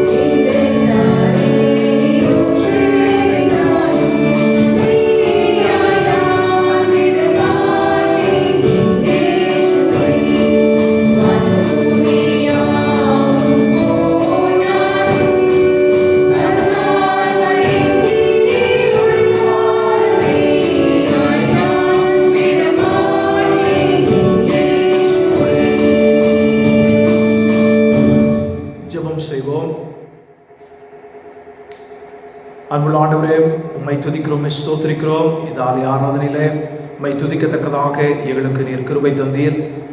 நன்றி சொல்லத்தக்கதாக கிருபை தந்தீர். எங்களுடைய தேவைகளை உங்களுடைய சமூகத்திலே சமர்ப்பிப்பதற்காக, சமர்ப்பணம் செய்வதற்காக நீர் கிருபை தந்தீர். நன்றி செலுத்துகிறோம்.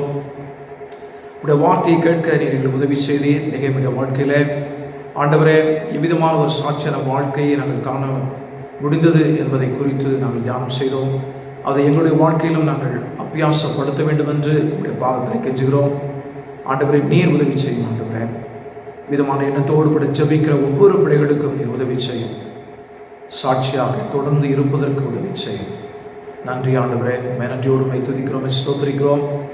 இந்த காணொளி காட்சியின் மூலமாக கேட்டுக்கொண்டிருக்கிற காண்கிற ஒவ்வொரு பிள்ளைகளுக்காக உமக்கு ஸ்தோத்திரம்.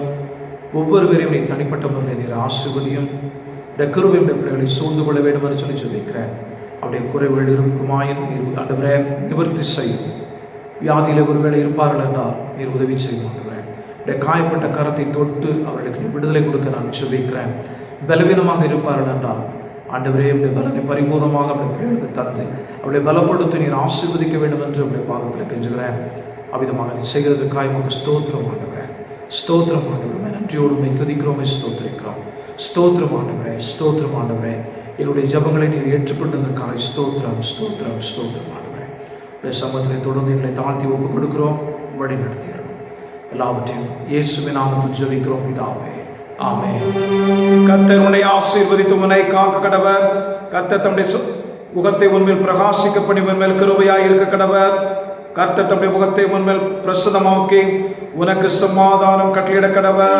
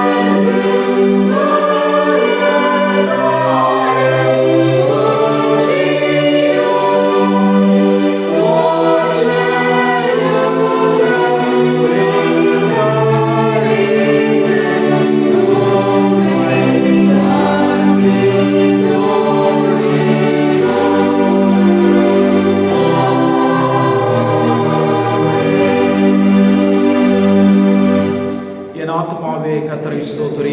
என் முழு உள்ளமே பரிசுத்த நாமத்தை ஸ்தோத்திரி. என் ஆத்துமாவே கர்த்தரை ஸ்தோத்திரி. அவர் செய்த சகல உபகாரங்களை மறவாதே. ஆமென். கர்த்தர் உங்களோடு கூட இருப்பாராக. சமாதானத்துடைய போக கடவோம். தயவுசெய்து அமருங்கள். ஒவ்வொருவருக்கும் தோன்றும் ஆண்டவருடைய ஆசீர்வாதம்.